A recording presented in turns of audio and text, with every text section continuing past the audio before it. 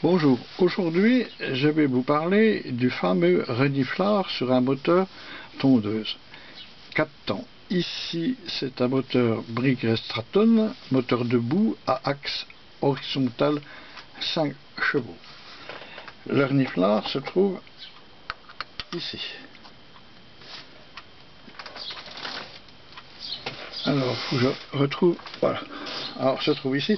Ici, j'ai mon carburateur. Ici, mon peu d'échappement. Et le reniflard se trouve là derrière.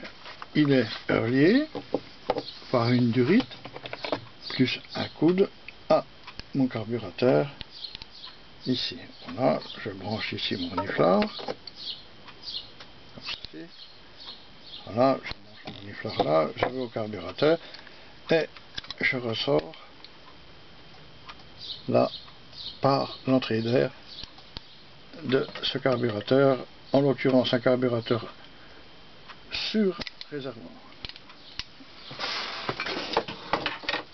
Voilà. Le reniflard, il sert à quoi?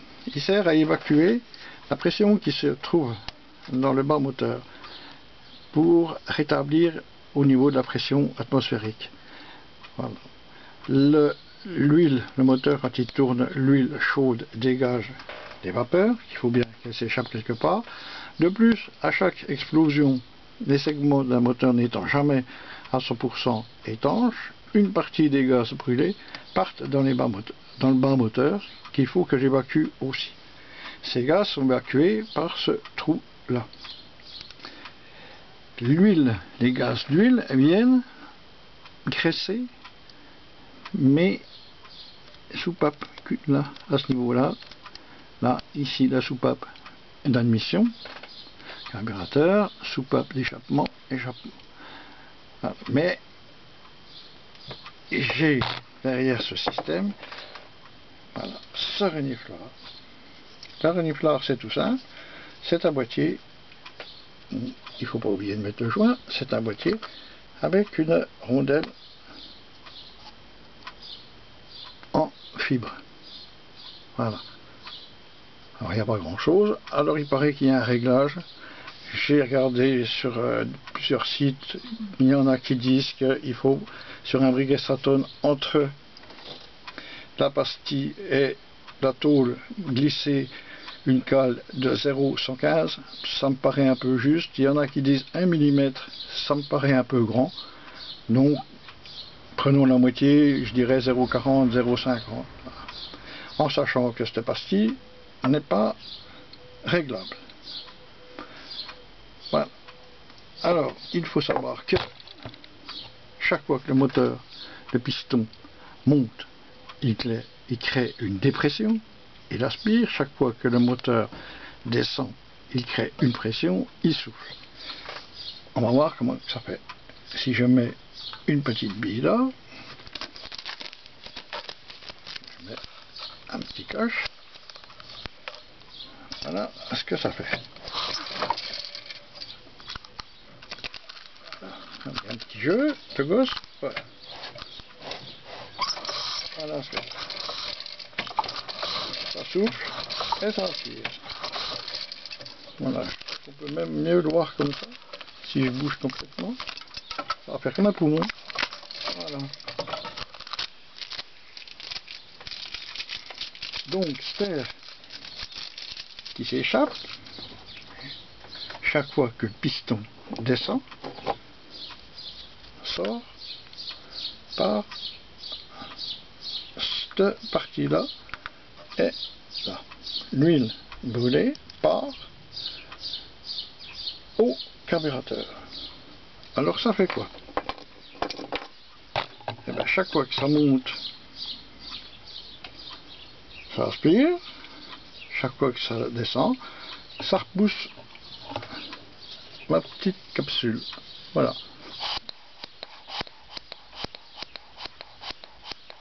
Voilà ce que fait un reniflard sans arrêt.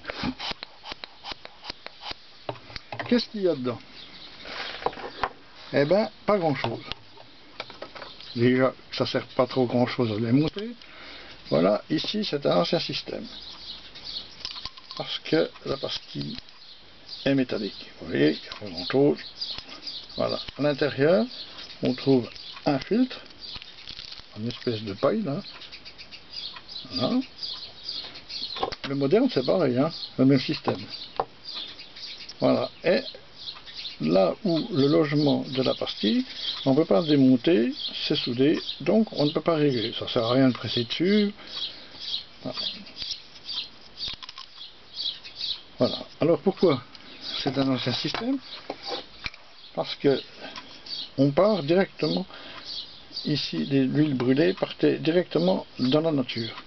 Aujourd'hui, l'écologie, ils n'ont peut-être pas tort, veut que nos grosses brûlées partent se faire brûler au carburateur.